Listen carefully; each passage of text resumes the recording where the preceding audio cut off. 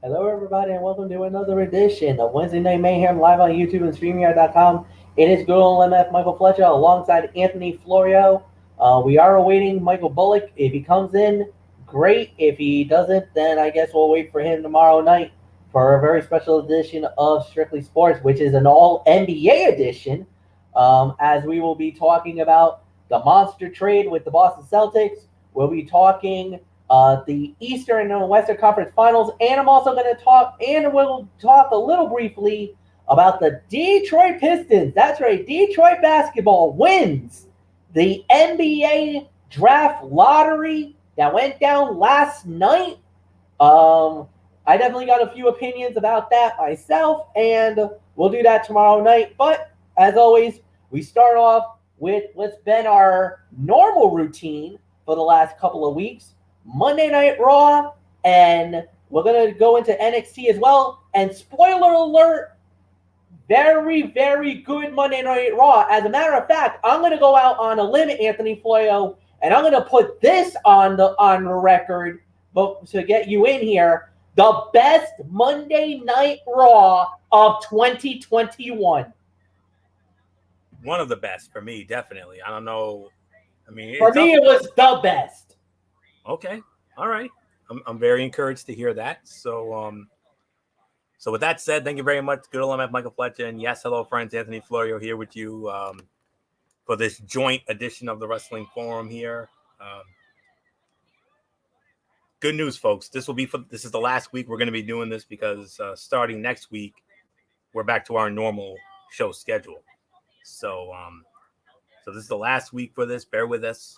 You've been doing great so far. So let's go the distance. Yeah.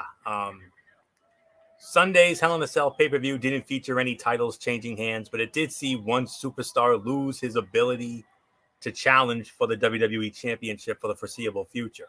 When Drew McIntyre lost to Bobby Lashley inside Hell in a Cell, he also lost any right to fight for the belt while the Almighty has it around his waist. Seeing as how Lashley has been a dominant champion, that could be quite some time. We also saw Alexa Bliss defeated Shayna Baszler. Rhea Ripley retained the Raw Women's Championship over Charlotte Flair, and Natalya picked up a singles victory over Mandy Rose on the kickoff show. Last week's Raw featured the return of Eva Marie and her new protege, Doudrop. The woman who ended up wrestling for Eva is actually Piper Niven from NXT UK, so she is not a total stranger to the WWE Universe. This past Monday's Raw dealt with all of the fallout from Hell in a Cell while beginning the build-up toward the Money in the Bank pay-per-view on July 18th. With fans, oh yes. Let's get into everything that happened on Monday's show. We had an opening segment. It was MVP in the VIP lounge, Bobby Lashley and the ladies, interrupted by Kofi Kingston and Xavier Woods. And it actually led into a 2-for-1 deal. And which we'll get into in a moment, because this show was loaded with Money in the Bank qualifying matches. And also, the theme of the night was anything can happen. That's all there is to say on that. And what happened out of this was two big things came out of the segment. First, Kofi Kingston issued a challenge to Bobby Lashley. He says, I want the next shot at the WWE Championship, and I want it at Money in the Bank. Challenge accepted. So it will be Bobby Lashley defending the WWE Championship against Kofi Kingston at the Money in the Bank pay-per-view on July 18th. And then from there, we had Xavier Woods manning up, soldiering up, if you will. And he says, I want to fight you, Lashley, here tonight. But I don't want to fight you in any match. I want to fight you inside Hell in a Cell. And yes, the cell was still there. The cell was still hanging above the ring. They forgot to take it down on Sunday night. And, you know, Michael Bullock and we had our Raw chat the other night. And we were like, I pointed it out to him. I said, the cell is still up. And I'm like, and Bo's like, okay. So that led into Well, actually, no. This actually was one separate thing here. So the opening segment with Lashley and the New Day was almost perfect. They didn't go too long. Everyone did great work on the mic, and it set up the main event in a logical way. So definitely one of the segments of the night. And MF, two things that came out of this. Kofi Kingston finally is going to get his one-on-one return match for the WWE Championship, even though it's not Brock Lesnar. It's still Bobby Lashley. He's finally getting his long overdue one-on-one rematch for the WWE Championship, and he's going to get it in the first pay-per-view with a full capacity crowd in Fort Worth, Texas. And then on top of that, Xavier Woods and Bobby Lashley inside Hell in a Cell. It marked for the first time since August 24th of 1998, Mankind versus Kane inside Hell in a Cell. The final stop on the infamous Highway to Hell, SummerSlam 1998, one of the greatest SummerSlams of all time. Oh, yeah. So, MF, I mean, Kofi gets the next shot, and Xavier Woods and Bobby Lashley, non-title, Hell in a Cell on a Raw for the first time since August 24 of 98. Okay. Wow. There's a lot to dissect, and there's a lot of inside information I found out. Number one, as far as Kofi goes, I'm ecstatic, happy, great. Finally, he finally gets his shot at the WWE title. We've been wanting him to get another shot at the title. We've been begging for another shot. When's Kofi going to get another opportunity at the title? They finally doing it. Money in the Bank. Perfect opportunity for him. Now, as far as the Hell in a Cell still being at the Thunderdome, the reason why is because of the fact that USA Network, and more importantly, NBC Universal, was a wee bit pissed off at WWE because of the fact that Fox kind of stole a fight from the Money in the Bank pay-per-view when they did Roman versus Rey Mysterio and did an exclusive for Fox. So it's basically like, all right, you scratch my back, I'll scratch your back. I know you're mad. I know you're ticked. We'll give you a one on the house, free money, free Hell in a Cell fight on Monday Night Raw, just to make it up to you guys because WWE and Vince made the call to move the fight from Sunday to Friday. You took a big fight out of the Hell in a Cell pay-per-view, and that was a big move for SmackDown because it really helped us have a very good show on Friday night. It gave us at least a 6.5. So it helped us. That was the catalyst for our show on Friday. And NBC and mainly USA is like, hey, wait a minute. What the hell is that? Why did you do that for them? So you're going to give Fox a free Hell in a Cell fight? What about us? So WWE's like, all right. I know you're ticked. I know you're mad. Why don't we do it like this? We'll let Lashley fight Xavier inside Hell in a Cell. We could put it on Raw. Are you guys going to be satisfied with that? Obviously, as you can tell, they're happy. So everybody is happy involved. The reason why Roman and Rey actually happened was Roman actually ended up going on the mini vacay. It was actually on a dirt sheet, and I found this out. So inside information, folks. It was Roman's wife who actually asked WWE if Roman can get away. It was Father's Day weekend, and she had planned this. I want to say it was like a mini vacation, just to be away. Husband with the kids and her. Obviously, Vince had no problem with that. They moved the fight up to Friday. Fox benefited big time on it because that means for the first time ever, Hell in a Cell on network television. Hello, that's a big news for us. And then WWE knew that they got the wrath of the Peacock. Peacock was a little angry at them. Let's throw a little bird seed. Let's throw them an extra Hell in a Cell match for Monday Night Raw. Everything worked. Everybody's happy. Anthony Florio, solid opener, but two things that was needed. One, Kofi getting the title shot, and then two, you had to make NBC Universal happy, man, because they were madder than a peacock. Let's say that. I'll take it. Why not? I mean, if SmackDown got one, it's only fair we got one in return. Yep. So, yeah, that's very good news. So with that being said, let's get into the first of our, count 'em, 5 Money in the Bank qualifying matches. There were 3 for the men, 2 for the women.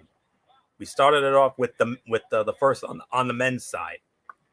We had one half of the Raw Tag Team Champions, the phenomenal AJ Styles with Omos, squaring off against Ricochet. Renewal of, a solid rivalry with these two a couple years ago when they feuded over the United States Heavyweight Championship back when AJ was running around with the Good Brothers, when they had the OC thing going down. Winner of this match qualified for the Money in the Bank ladder match. Now on paper, I know all of us and our mothers thought, oh, it's going to be AJ. No doubt about it. Yeah, about that. Viking Raiders come out. They attack Omos. It throws AJ off his game. And so much so to the point that the winner of the match in 9 minutes and 55 seconds, Ricochet, Ricochet qualifies for the Money in the Bank ladder match. I saw 8 spots, so I'm guessing it's going to be 4 from Raw, 4 from SmackDown, but first one from Raw, the one and only, and it's about damn time. Here's someone who's been criminally underutilized as well. Dude, and imagine him in a ladder match in Money in the Bank. Oh, my Lord. That half man, half amazing. Ricochet, you know him. You love him. Mm-hmm. They always talk about this is the line that they always take about Finn Balor. You can say about Ricochet himself. He's an ordinary person that does extraordinary things. And the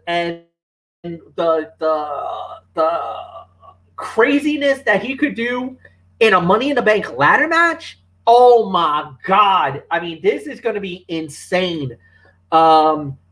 Great call. Good for WWE to give a fresh face an opportunity of a lifetime that I believe is worthy. And, Ricochet has, like we say, has criminally been underutilized, and now he gets an opportunity in Money in the Bank. It's good because they add the added element and the extra layer of what the fight's going to be going down. But, man, I'm pumped. I'm excited. Ricochet, my man. Dude, I've been following him all over the place, man. Lucha Underground was where I first met him. And then, there was a little time in Pro Wrestling Gorilla that I know him really well. And, dude, he is unbelievable. He is incredible. He's a high flyer. And this is great. I'm happy. I'm satisfied. 3 to 3.25 stars. Now, I could have done away with the interference by the Viking Raiders, but it does actually serve another purpose. This actually helps the Viking Raiders possibly get a shot at the Raw Tag Team titles. Here's something that Raw has never done before. Fresh face match. 2, a fresh face match that we haven't seen in a while. 2, storyline progression on Raw? What? What is this? Yeah, exactly. So, are you sure this is Monday Night Raw and not Friday Night SmackDown? I'm pretty sure. Honestly, it's Monday Night Raw. Wow. Okay, Raw. Well played. I see what you're doing. Take it from the SmackDown playbook and using it on your own show. It's about damn time. But I'm gonna say this was good. 3 and 3 1/4 stars. The biggest thing is that Ricochet got through. I'm ecstatic. Florio, it's yours. Absolutely. And MF, you better than anybody know how I feel about fresh faces, getting main event opportunities. And it's hands down the biggest win of Ricochet's career. Could it lead to an even bigger win next month in Fort Worth when we get the fans back? We'll have to wait and find out. But the match between Ricochet and Styles was just a small taste of what these two men are capable of together. Everything they did looked smooth, but they only had so much time to work. With 5 more minutes, this would have been a banger. The interference from Eric and Ivar was obvious from the moment we saw them backstage with Styles, but their involvement is likely going to set up a future Raw Tag Team title bout between the two teams. So it wasn't just some random attack, like MF said. And I 100% agree with the rating, 3 to 3 1/4 stars. So not much more to say here. We move on to our next Money in the Bank qualifying match. It's the first on the women's side. Tag team rules. So that means the winning team, both members would qualify for the match. One side you had Asuka and Naomi. The other side you had Eva Marie and Doudrop, aka Piper Niven. You would think that based on the booking, you would think that they were going to put Eva and Doudrop through. No. Doudrop walks out. Well, didn't really walk out, but she left Eva Marie high and dry. Naomi reaped the benefits. And with that, Asuka and Naomi win the match in 2 minutes and 50 seconds. So Asuka and Naomi qualify for the women's Money in the Bank ladder match. Again, I saw 8 spots, so that obviously means 4 from Raw, 4 from SmackDown. So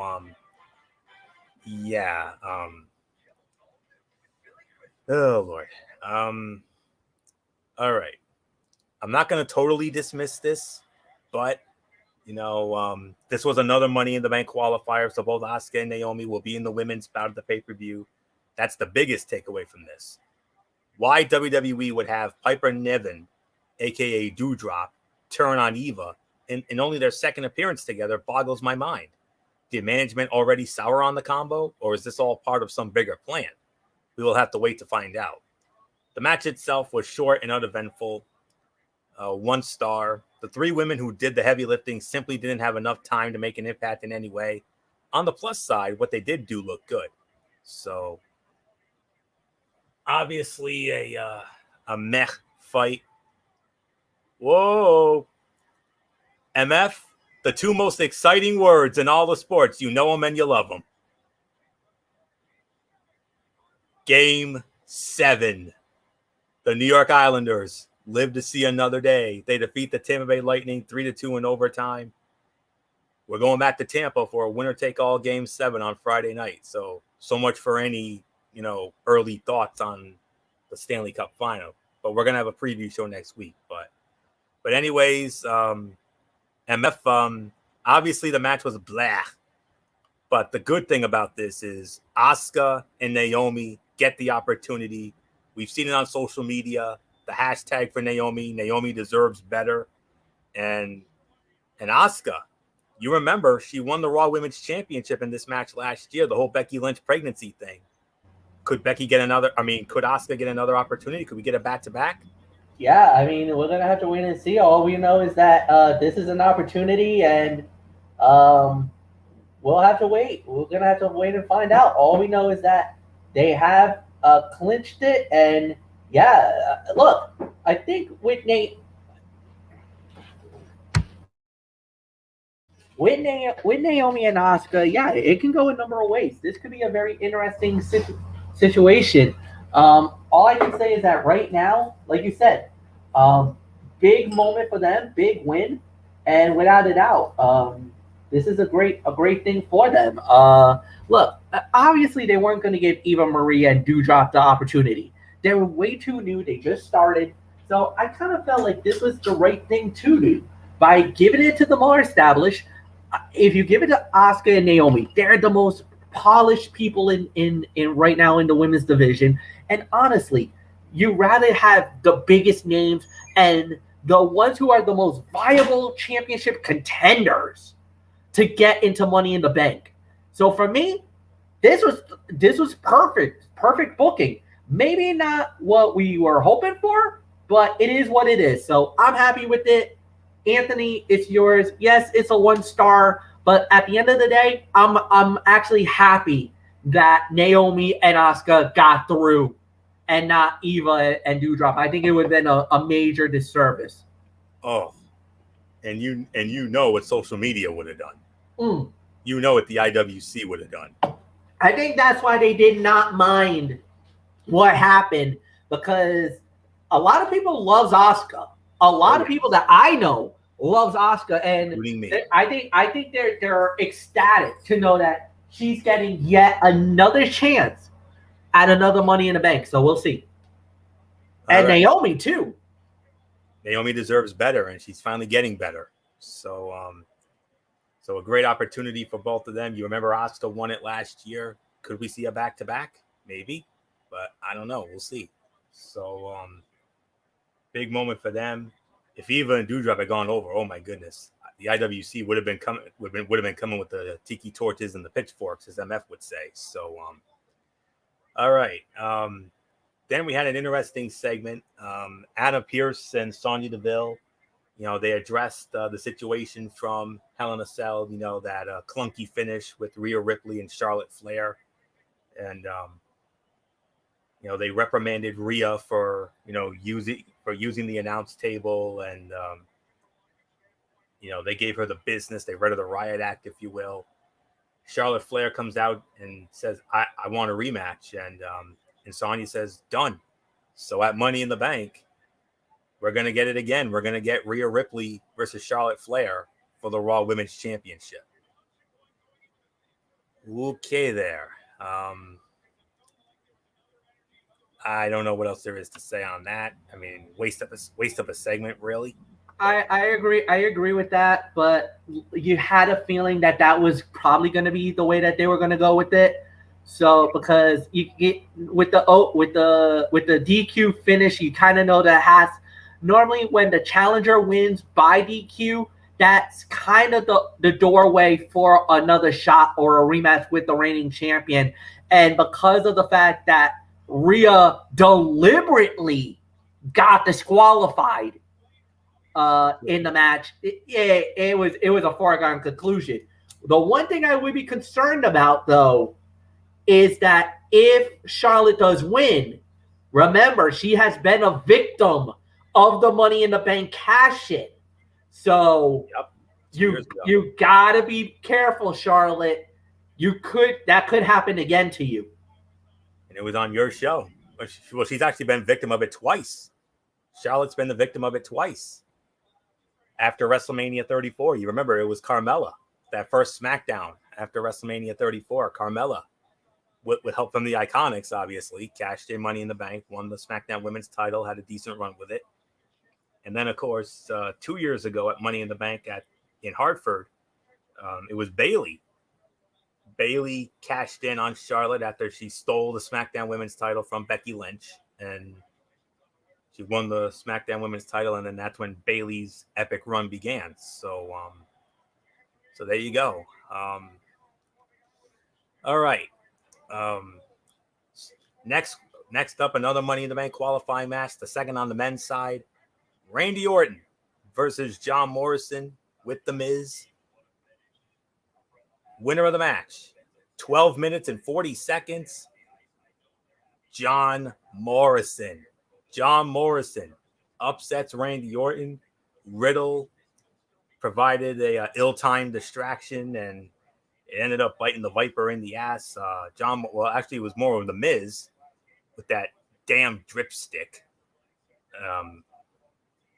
That definitely distracted Orton, and that opened the door for Johnny Drip, and he stole it. So with that MF, John Morrison, I mean, you would think going into this, oh, it's Randy Orton all the way, considering his Money in the Bank history, and they need a veteran in there. Oh, no. John Morrison defeats Randy Orton in 12 minutes, 40 seconds. Wow, MF, Ricochet and John Morrison on the men's side for Raw? You're looking right now at some high flying. You're going to be looking at some theatrical craziness in the Money in the Bank. But the one thing you also got to remember, yes, that was Riddle's going to get the heat from Orton now.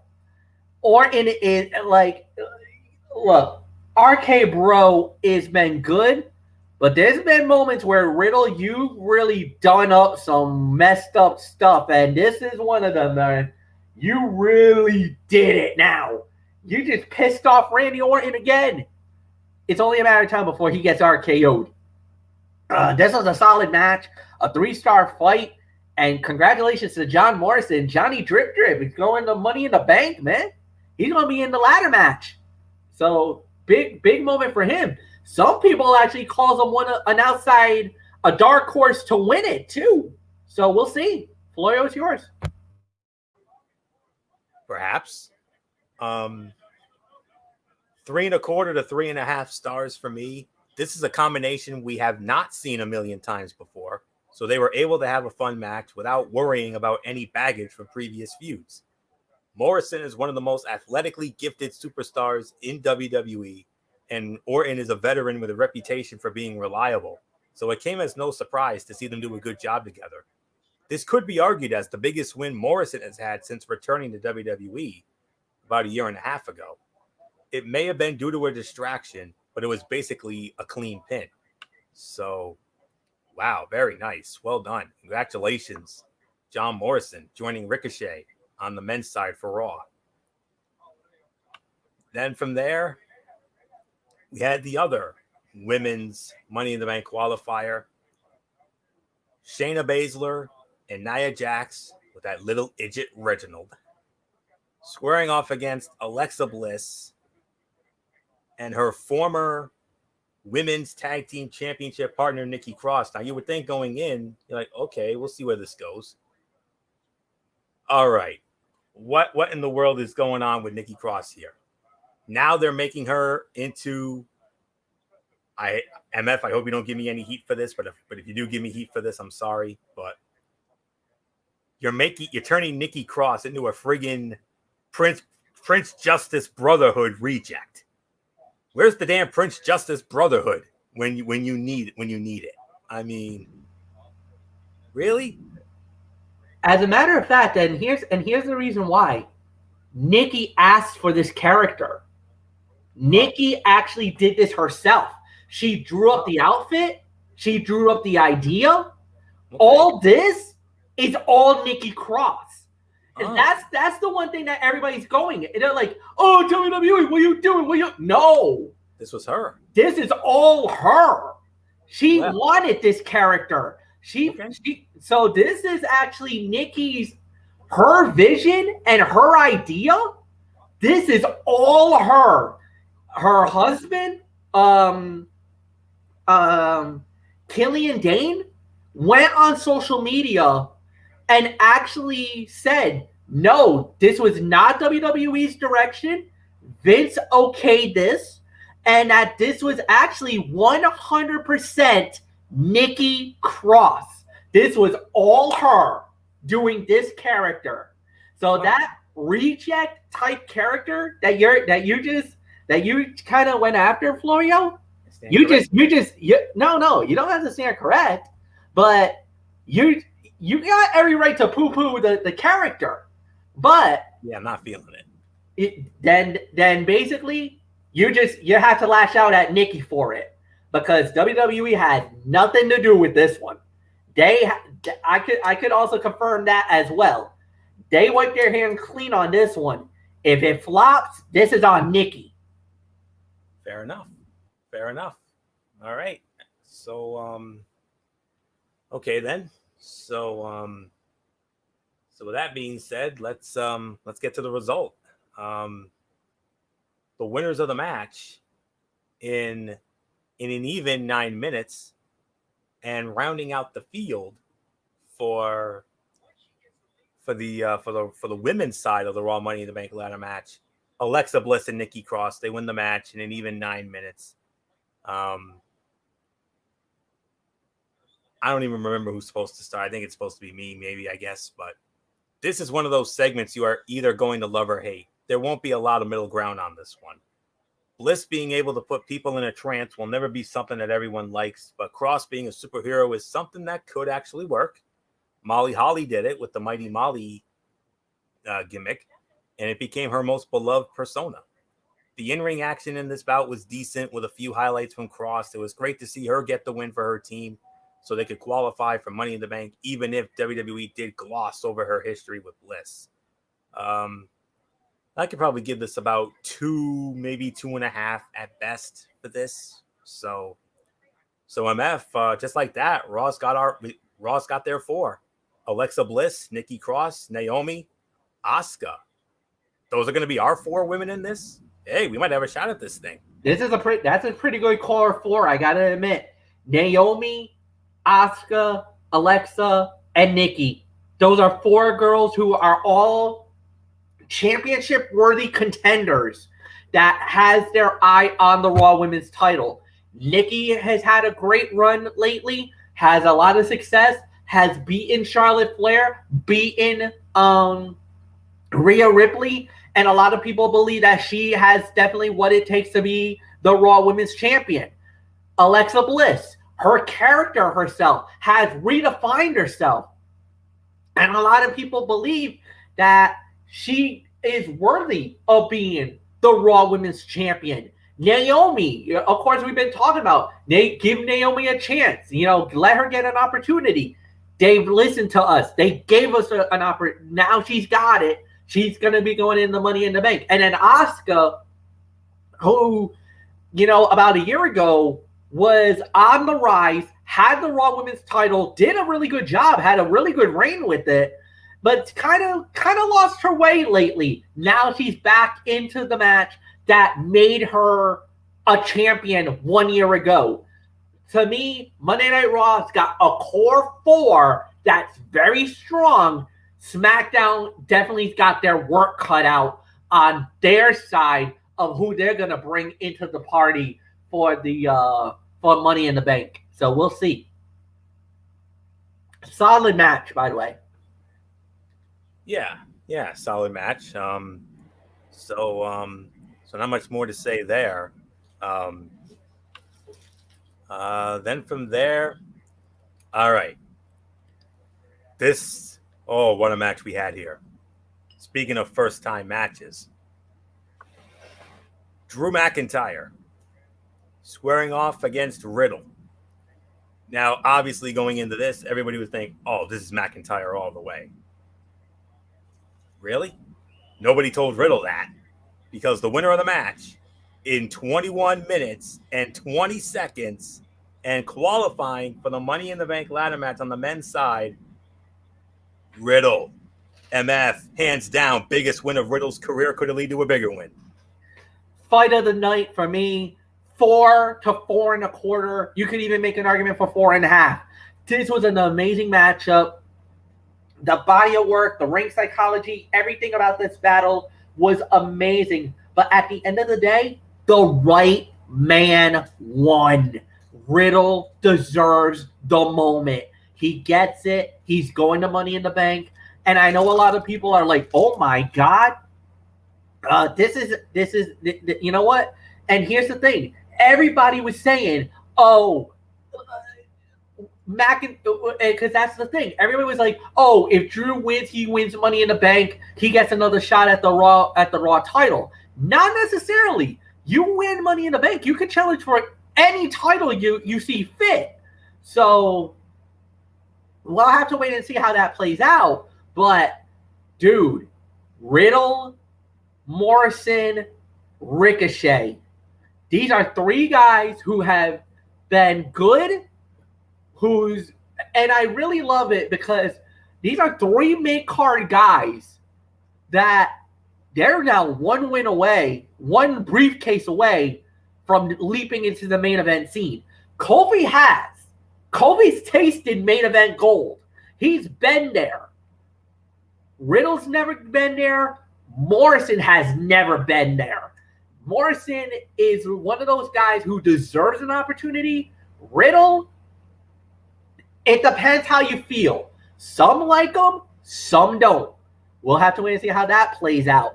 But Kofi definitely deserves to be back in the title scene, and we'll see how that plays out. But oh my goodness, what a Money in the Bank is turning out for Raw, man. I mean, and there's one other thing, MF. One other thing that I forgot to mention. Yep. Next week. Yeah. Next week on Monday Night Raw, which I hope is the main event. It better be the main event. It should be. It's deserving of it. The three men who lost on Raw. So that would mean we're going to see the phenomenal AJ Styles versus Randy Orton versus Drew McIntyre in a last chance qualifying match. And the winner will round out the men's side of the core four for the Raw side of the men's Money in the Bank ladder match. Now, MF, you think Styles, Orton, McIntyre in a triple threat match? Dude, that's a WrestleMania main event waiting to happen. Yeah, that is.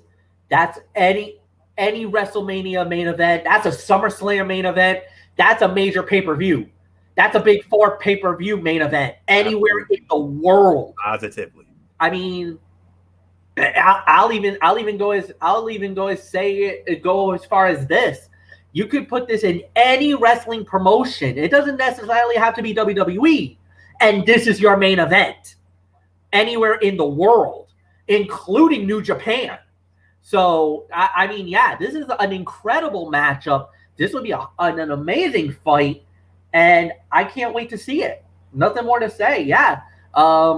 I think McIntyre is the favorite going into that match. Agreed. We'll just have to wait and see if it is indeed McIntyre, and if it does, maybe that does tip the scale a lot. We'll see. So, yeah, nothing more to say. Anthony, it's yours.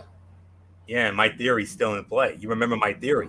I said my theory was that Drew was gonna not only qualify, but he was also gonna win it, and I still feel that way. Out there like it or not, but I think it's ultimately going to be him who gets it, but he's got to qualify first. But by golly, it's not going to be easy. You got to go up against the phenomenal AJ Styles and another someone that Drew knows very well, and that's the Viper Randy Orton. So all former champions. Orton, we know what he can do. We know what his Money in the Bank history. See SummerSlam 2013. The birth of the Authority, and of course Drew and AJ. I mean, they've never had the sniff of it, but I don't think it's going to be AJ because I think I wouldn't be surprised if the Viking Raiders get involved because I think it's setting up for the Viking Raiders against AJ and Omos at Money in the Bank for the Raw Tag Team Championship. I would not at all be surprised with that. So that leaves either Orton or Drew. I think Orton is on the. I got a feeling that Orton and Riddle might be on the verge of throwing down here, and I think that's finally going to implode, and it's going to set up a big match with those two. So it's got to be Drew. It's got to be. So, but we'll see. We'll see. You never know. But anywho, it's agreed here. 4 1/4, 4.5. This was the fight of the night. There was great physicality in this match, and they did a good job making McIntyre's injuries from Sunday appear to hinder his performance. These two had enough chemistry that WWE may want to consider this for a potential feud down the line. Even if Riddle is still with Orton, they could make time for a couple of rematches at some point. McIntyre did an excellent job selling his injuries from Hell in a Cell. The way he winced in pain every time he was hit in the back looked so convincing. Did you see the man's back, for goodness sakes? Oh. Hoofa. Riddle's character can be annoying, and he is problematic in other ways, but it is so hard to deny his in-ring ability. He was bumping like a madman in this one, and I agree. He is very deserving of this opportunity, no doubt about it. So well done. 4 1/4, 4.5, fight of the night, and that leads us into our main event of the evening. For the third time in the history of Monday Night Raw, we are going to see a Hell in a Cell match. The first was June 15th of 98 Stone Cold Steve Austin and The Undertaker versus Mankind and Kane inside a Hell in a Cell tornado-style tag match, I think. And then, of course, the other one, as I mentioned, August 24th of 98, Mankind and Kane, the go-home show for SummerSlam 98, The Highway to Hell. One of the greatest pay-per-views, one of the greatest SummerSlams in history. For me, that was the second greatest SummerSlam behind 2002, 1998. Anyways, this was a non-title. This was Hell in a Cell. It was Bobby Lashley versus Xavier Woods. To the surprise of no one, Bobby Lashley wins the match, 13 minutes and 40 seconds. 3.5 stars. This whole thing was such a pleasant surprise. Seeing Woods get a single match inside the cell on Raw was not how anyone saw this night going, but it ended up being the best option. Woods always did an amazing job both on offense and defense. Seeing him get more opportunities recently has been one of the few bright spots on Raw. The way it ended with Kofi Kingston watching his friend and partner be tortured was perfect because it makes his feud with Lashley that much more personal. It used to be just about titles. Now it's about getting retribution. 3.5 stars. MF, what a great way to close out what was, without a doubt, one of the best, if not the best Raw of 2021 thus far. Yeah, 3.5 stars is my rating as well. You absolutely are correct. This was an incredible match. Solid to solid all the way through. I don't think there was anything bad about the match. It was just solid all the way through. I was pretty impressed. I was very happy with it. I really got nothing more to say. So yeah, Anthony, it's yours. Overall thoughts, MF, you said it was the best Raw of 2021. I got to give it an 8.5 out of 10. I'm giving it an 8.5 out of 10. I was thoroughly impressed with Monday Night Raw. Kudos to Monday Night Raw. No rematches. No matches we've seen across the board where we had, a return match from this week, a return match from that week. No. Everything was fresh-faced, brand new, never seen before. Maybe we've seen it in the past, but as far as this iteration of Monday Night Raw, there were no rematches. 2, we had a Hell in a Cell. That's always a bonus. To have a free Hell in a Cell match on TV where we don't have to pay for a Peacock for this, you won me already. 3, good build for Money in the Bank. 3 guys already on the men's. Your women's Money in the Bank is complete. You got all 4 women. Storyline progression. Something we would never say about Monday Night Raw. We always say about Friday Night SmackDown. But there was a lot of storyline progression on the show tonight. 8.5 out of 10. By far the best Monday Night Raw of 2021. Florio, go. Well, that's what happens when you have a stacked show and a loaded show with so many great matches and so many exciting matches, to say the very least. And of course, everybody knows going into Raw every week, you're like, let's see how bad this is gonna suck. Oh no, a surprisingly very good Raw, driven by Money in the Bank qualifying matches and upset surprising wins. Riddle continues to be a shining star on a damn near weekly basis, and his love story with Orton is fun as hell. Drew McIntyre pulling out his battered back to give Riddle that match was a bonus. Bobby Lashley and Xavier Woods did above average work with the cage, and the focus of the Money in the Bank matches helped out. And otherwise, what we all thought was going to be a same old story, same old song and dance, average, mediocre, Raw. Oh no.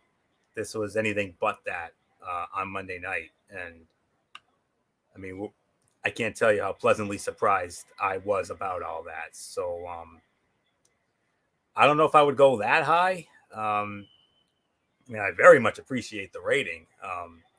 Raw is better when they have something going through the course of the show to keep them from going way off course. And that was the case here with a slate of mostly good qualifying matches, though you can't do that every week. Money in the Bank pay-per-view is starting to take a nice shape, but there is a long way to go, and that's where WWE can get in trouble. Very good show this week, and a far better version of Raw than what we're used to. Next week, like I said, we're going to get that triple threat matchup with AJ Styles, Randy Orton, and Drew McIntyre. Unfortunately, we will be going back to reality because there is unfortunately going to be a rematch, the never-ending series with Elias and Jackson Riker, and they're going to meet in a strap match. Huh? Yeah, I was going to put them butts in the seats. Huh? So that's all there is to say on that. So 8.5. I think that's about right. Leaning more towards 8, but hey, it definitely ranks up there. It's definitely in my top 3 when it comes to best Raws of 2021. There is no question about that. So I'm hoping we can see more of this, especially when we get back to the fans, when we get back to the real stuff next month. So pleasantly surprised. That's all I can say on that. So hopefully it will not be a 1-week wonder. And hopefully when we get the return of Ridiculously Raw this Monday night, we'll be gushing over another good show. Hopefully. Don't hold our breath. So 8.5 for me. So with that being said, I'm going to turn the mic over to good old MF Michael Fletcher, and we're going to get into last night's NXT, which was just as good as what we saw on Raw Monday Night, MF. Yes, indeed. Here we go, guys. NXT, as always. So let's start it right off, guys. And we started it with Adam Cole going one-on-ones with Carmelo Hayes. Adam Cole wins the match in 12 minutes and 27 seconds. This was at least a little bit of a it was a shocking opener. A lot of guys was thinking, come on, Adam Cole going up against this guy against Carmelo Hayes. This guy is not gonna get this is not going to be as much of a thing or anything else. Guys, that Carmelo Hayes, I know him personally. This is Christian Casanova of in the Rhode Island area. This kid is a rising star and is a blue chipper. Anthony Florio, you never got to meet him for the first time. I know him personally. I've met him. He's actually one of the cool guys of wrestling. He's through the RWA. He's done Beyond Wrestling. He's done a lot of chaotic wrestling, which is based in Rhode Island and Massachusetts. So, no, he's well known in the New England area. And he's one of the bright stars going up against Adam Cole, baby, and getting at least, I want to say at least a 3.25 star match. He did pretty well for himself. I think this was more 3.25, 3.5. Like you said, MF, Carmelo Hayes is a serious talent to watch. His charisma is striking, even in short promos, and he truly has impressed in the ring with his ability to keep up with top talent. He has built some serious recognition early in NXT, which is rare for someone with so little spotlight before arriving in NXT. A few rough spots aside, this was a good story to tell in the ring with Hayes. He fought hard and got extra motivated when Cole discounted him. However, much like Kushida, he bit off more than he could chew with Cole. While the Cena callback was a little corny, the point was clear. Hayes wants to be the future of the business, and he's one of the rare stars who has that edge that might allow him to do just that. 3.25, 3.5 stars for me. So not much more to say. MF, next match, and I'll start it. The Genius in the Sky, Io Shirai, and Zoe Stark going up against the Robert Stone brand of Jesse Camilla and Aaliyah. Down boy. Zoe Stark and Io Shirai wins the match in 6 minutes and 10 seconds. Go ahead, Florio. It's all yours. What was that time again? 6:10. 6:10. All right. We know that the women's division in NXT is hands down the best. But just because it's the best doesn't mean there aren't any weak links. Unfortunately, Aaliyah is the weak link of the division, even though I love her to death, and you can obviously see why. And Camilla is a work in progress, but you got Io, coming off. I mean, this was her first match in 2 months, in almost 2.5 months. Her first match since losing the women's championship to Raquel Gonzalez in the main event of night 1 of TakeOver Stand and Deliver WrestleMania week. And But this match barely happened on live TV. Most of it was during the commercial break. The real focus here was to put over Zoe Stark and Io Shirai as an effective team. It was important in setting up that huge triple threat number one contender match for next week's show. All 6 women in that match are among the absolute best in NXT, and any team that wins will have a great women's tag team title match to come against the reigning champions, Candice LeRae and Indy Hartwell of the Way. And next week, Zoe Stark and Io Shirai, the women's champion, Raquel Gonzalez and Dakota Kai, and then Ember Moon, Shotzi Blackheart. MF, that triple threat next week is going to be one hell of a match, no doubt about that. So this was about 2.5 for the effort, but MF though, it was all about setting up that huge women's tag team triple threat match for next week. Winning team will challenge for the titles at the Great American Bash. Wow, that's a good deal. Very good deal. Yeah, like you said, that is exactly what they needed it to do. So, all right, so next up we had was The Way. Johnny Gargano and Austin Theory, they went up against Oney Lorcan and Pete Dunne. And it was The Way winning the match in 10 minutes and 42 seconds. All right, I'm going to say this. This was a solid match. This was an all right fight. I could give this about maybe 3 stars. Everybody worked their roles pretty well. It was a very solid match, and I really got nothing more to add. So, Anthony, it's yours. Something very interesting came out of this, MF. This was an interesting encounter for NXT. Johnny Gargano versus Pete Dunne is a smart match for the Black and Gold brand. The two are veterans that have defined NXT in their own way. Both could be good matches for Karrion Kross down the line.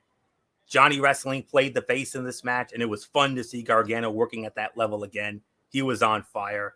He and Dunne showed plenty of chemistry that should be explored further. For the moment, it looks like Johnny Wrestling will get the next shot at Karrion Kross. If we see Johnny Wrestling truly return for this match, MF, it will easily steal the show. Gargano has been great as a heel, even though a little obnoxious and, pain in the butt annoying as a heel. But in my honest opinion, he will work so much better as the face, working off the dominant monster champion in Karrion Kross. If anybody could cause or inspire the rebirth of Johnny Wrestling, Karrion Kross just may have done that. So for me, this was 3.25 to 3.5 stars for me. Very good match. And MF, if you've noticed during this match, possible slow burn face turn, perhaps. Could we see Johnny Wrestling come back? If we get Johnny Wrestling back, oh boy. Oh yeah, I mean, I think we kind of have to wait and see how this plays out. Are they gonna have them split away from the way? Meaning on that side, I mean, it would be great. I think it would be amazing. But we'll have to wait and see how it plays out. I think that's the best thing to say right now. We'll just have to wait and see. So, but yeah, if we get Johnny Wrestling back, if we get Johnny Gargano as a face, as that underdog face again, oh my God, it'd be amazing. It'd be unbelievable. Yeah, there's really nothing more to add here. So we're just gonna move right on along. Next up, we had was a Frankie Monet match. Frankie Monet versus Elektra Lopez. Frankie Monet wins the match in 3 minutes and 24 seconds. We're not going to really go too much into that. So then after that, we got was, okay. Ashanti the Adonis and AJ Francis, Top Dollar AJ Francis, and Hit Row Ashanti the Adonis going up against Everrise. That's an automatic skip on Anthony Florio's mind. He is definitely not going to get into that. So we'll just move right on along. Main event of the show. Oh, this needs to be talked about. So it was the Cruiserweight Championship match, or a non-title match, Kushida versus Kyle O'Reilly. When it was all said and done, Kyle O'Reilly wins the match in 14:24. But oh my goodness, did we have a lot going on after this? Adam Cole hits the ring, jumps on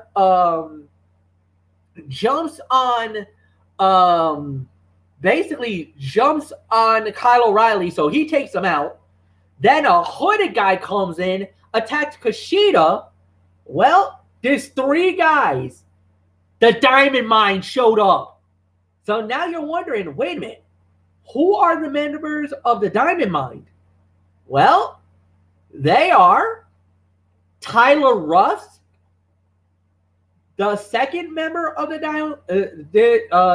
other members is Malcolm Bivens. He's supposedly the manager. The other one is Hideki Suzuki. That was the Japanese guy. But the leader of the group, who I believe is the leader, Roderick Strong. Anthony Florio. Oh my God, what the hell? Whoa. All right. Fight of the night here. I only have one small criticism. After all the hype, this match felt like it got shortchanged on time. I'll make it a little more politically correct. You already know the word I like to use, so I'm not going to go there. Kushida and Kyle O'Reilly gave us a rare, technically focused bout where both looked to get a big submission to seal it. While O'Reilly won, it was clear that the Cruiserweight champion had him on the ropes. This was the right way to book the match, even if it deserved plenty more time. The champion looked dangerous while O'Reilly got a win ahead of his heavily hyped match with Adam Cole at the Great American Bash on Tuesday, July 6th. Diamond Mine was promised for a while. Many expected a variety of different options with this team, and the end result might have disappointed some. It will allow Roderick Strong and Tyler Russ to thrive with more hype. It is likely this group will thrive quickly. So for me, for this, 3 3/4 to 4 stars for the match. Very interesting development at the end, but MF, I mean, this was your special. This was an MF special. We know how much you love both of these guys. I mean, you follow both of these guys a lot longer than I have or Bullock have combined. But for me, the only small criticism, shortchanged for time.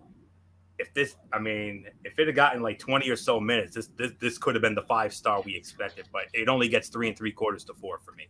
Yeah, it gets about 3 3/4 to 4, and no doubt about it. And the thing is, they actually went over. Normally, the show ends around 10. They gave it the overlap. They gave it the 7 minutes of overlap time, but even that wasn't good enough. I don't know. I kind of felt like they could have done a lot more with it, but I think they really wanted it to solidify and focus on the Diamond Mine and the brawl with Kyle O'Reilly and Adam Cole. So I kind of feel like they kind of were trying to go that route instead of trying to end it the way they were supposed to. But, I'm fine with it, for 1 week. But it was still a great way to close the show. Holy crap. So nothing more to say. Anthony Florio, final thoughts on this edition of NXT. Another 8 out of 10. When the only thing close to bad on your show is a 3-minute squash and that ridiculous tag team match with Hit Row and Everrise, you're having a pretty good week. This was a heck of a show and felt like the NXT of old, with a mixture of very good wrestling, building for the future, and leaving us intrigued about where things go from here. Awesome show, and it's nice to have NXT feeling like its old self again. I mean, we only had 2 bad matches, and all the other matches were solid to good to great. Worst fight of the night, obviously, Frankie Monet and Elektra Lopez, and the other meh, of course, was Everrise and the Hit Row, and that's all I can say there. So, but despite all that, 8 out of 10, MF take it home. Yeah, I totally agree. 8 out of 10. Excellent show, no doubt about that. And we are done for the night. Like we said, tomorrow night is an all NBA edition of Strictly Sports. and we will definitely get into that at 10:30 Eastern. And then on Saturday, we're doing it all over again. Friday Night SmackDown and AEW Dynamite. We'll see you then. So for Anthony Flayo, I'm Michael Fletcher. Have a good night, everybody. We'll see you guys tomorrow.